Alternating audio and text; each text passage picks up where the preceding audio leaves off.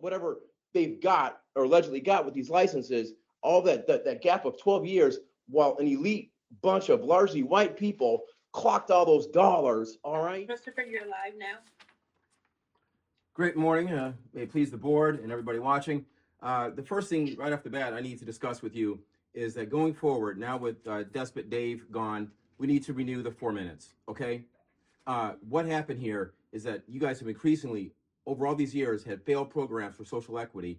Now is the time for us to try to voice these concerns over very complex issues. And instead of going forward and you know, the system wasn't broken. 4 minutes was fine.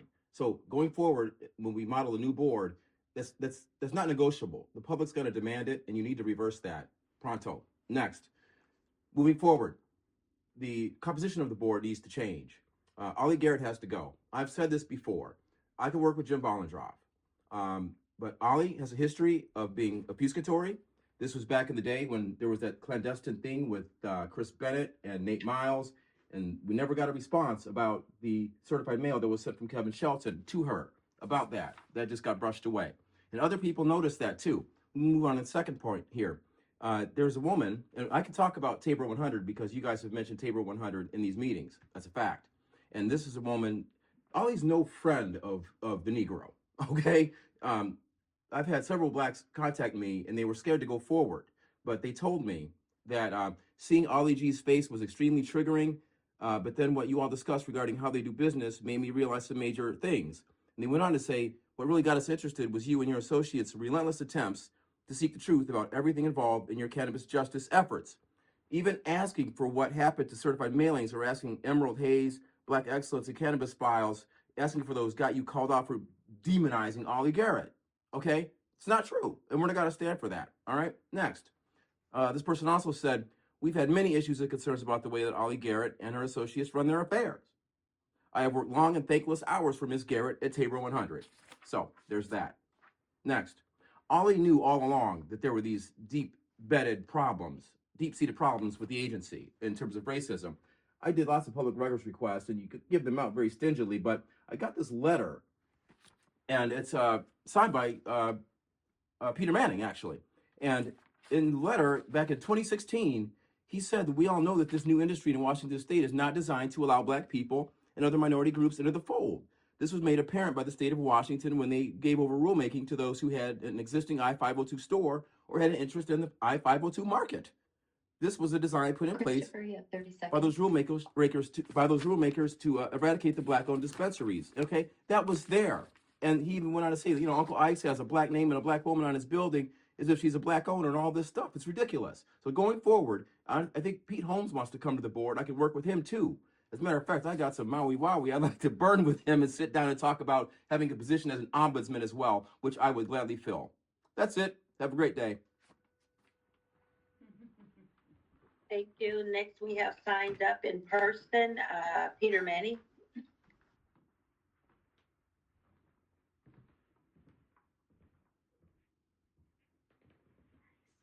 Once again, my name is Peter Manning. I'm president of Black Excellence Cannabis. And I'd like to say good morning to the board, Ollie Garrett and Bollendroff.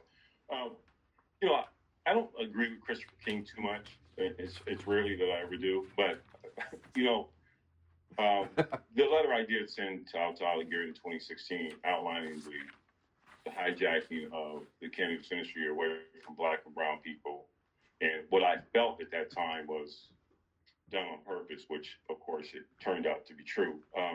Ollie brushed that to the side. So I don't know, moving forward in 2024, moving into the future of 2025, where she's going to be at when it comes to black issues. I know where she stood in the past, and it was mute. The momentum for social equity got its push when I filed a lawsuit against this agency in 2019. I met with Inslee. Inslee, along with Black Excellence Cannabis, came with a thing along with LCB for 2870 that we were allowed to help draft it. I still pursued with the lawsuit, but that was a compromise. So this agency's never done anything proactive to correct the wrongs that was done to the Black and brown community. We don't even need to prove it. It's proven by the illusion of inclusion. When you ride through the Black neighborhood, you have these big dispensaries with Black people painted on the side of it. I mean, come on, really? But when you dig into it, there's not one Black-owned store in King County. Social equity licenses went out there last year or the beginning of this year. Everyone has reached out to the agency, the LCB, and asked for help in making Seattle lax or get lax in some of their zoning. The LCB has just been mute. No, nothing. They're not proactive. If Ollie, I don't know what's going on, who's going to be the board chair, but I pray to God it's not you.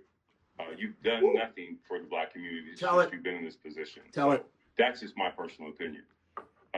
Moving forward, you've always told us we can't live in the past. Well, the past was where the harms were harmed. So we have to correct that. You can't overlook slavery. You can't overlook the war on drugs. If we overlook the past, as Ollie wanted us to, we would even have social equity now. Just think about that for a moment. My lawsuit alleged that we were past harm. The compromise was 2870. Think about that. So I do live in the past. Let's correct the past. That's how you make the correction in the future. You just don't let it just keep going. So anyway, thank you very much. Thank you. Next we have signed up Micah Sa. Yeah, come with it, Mike. Line you all up. Yeah, Good morning. we disagree, but we agree. Board members Garrett and Vindictively, Mike Asai, Vice President by Exit Cannabis. I find it funny, former Chair Postman had made comments months ago about don't make a comment about Department of Commerce and the issues that we're going about. And then prior to 2 weeks ago's board meeting, there was an email that was sent out saying, hey, heads up about some, I forget exactly what it was, but basically it was saying, hey, so you know what's going on with commerce. So my point is that I'm talking about commerce because they're moving the goalposts again right now, saying that you can't get extra funding that was supposed to be awarded to you until you spend the money. We just find that just, once again, unfair and not the intent. The intent, as Ollie usually know, people are coming into this industry, in essence, broke. So they need money to open up. For Commerce to issue the funds, and then for Commerce now to move the goalposts again and say, you got to spend this money, we just think it's unfair. And we're not happy with launching Monica as the coordinator with this whole thing, as we voiced our opinion on that. So we just like for the LCB to talk with Commerce, talk with Launch, let people get their money that they need without having to go through this back and forth and spend the money, all this and that.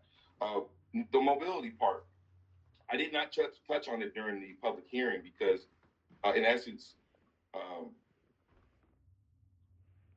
we see what the board is doing. We, as our organization, we are happy with that verbiage because we believe that you are listening. Because once again, for those who are listening and those who have made comments, you have scores of 90, 130, 170. How dare you think that you can come to King County or come to Pierce County or Snohomish County, where people who had scores of 250 didn't get a license in King County? So, we think that's just a disrespect for you that think you can now take your license of a score of 130 and move it. No, you cannot do that.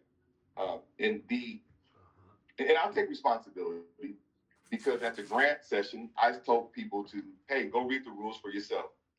And those people read those rules and they said, oh, January 1st, 2024, licenses can be mobile. That was not the Mike, intent. you have 30 seconds. Thank you. That was not the intent. The intent was 2870. Now, Right. LCB, you're right. responsible for this debacle because what you should have did was when Inslee signed that and it was passed May 1st, 2023, you should have did emergency rules to make all licenses mobile, okay, at that time on the first round. Well, you didn't. But hey, the way it is right now is this rulemaking that's in there, we're happy with that. Mike, Once that's again, time. those people who think they can make their licenses mobile with scores of 130, absolutely not. Thank you. Yeah, that's garbage. Thank you. Going back to the virtual, did Jay Obel interview over. with Inside Olympia, and uh, don't take it personally or anything, but I think you probably said more during that interview than we've heard since you've been here in the past year. And so we'd like to hear more from you.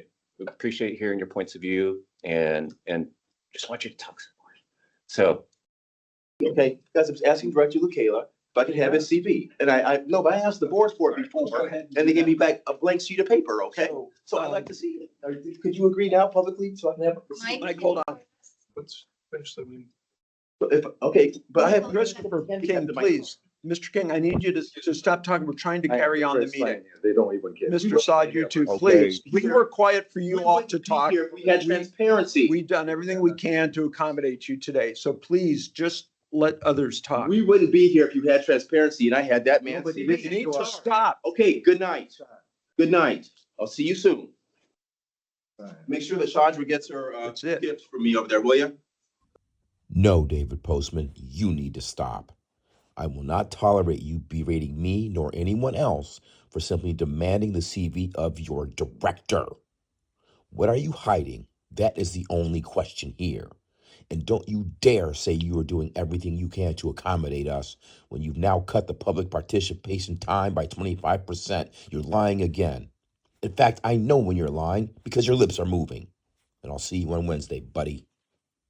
All right, folks, you're not going to believe this one, or maybe you will, unfortunately. Today I asked Bill Lucala for his CV, and I shook his hand, and he said, go through the proper channels. But isn't a public records request already the proper channel ipso facto? And I got, an ink spot back from them. Yeah, look at it right there. Nothing.